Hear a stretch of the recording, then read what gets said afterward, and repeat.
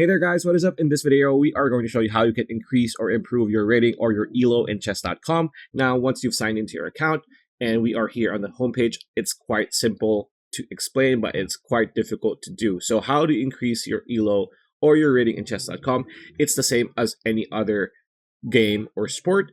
You just play the game as much as possible until your elo increases over time. Now, I'm going to click a new game here because this is very important. If you want the fast route, you want to make sure to play blitz, right?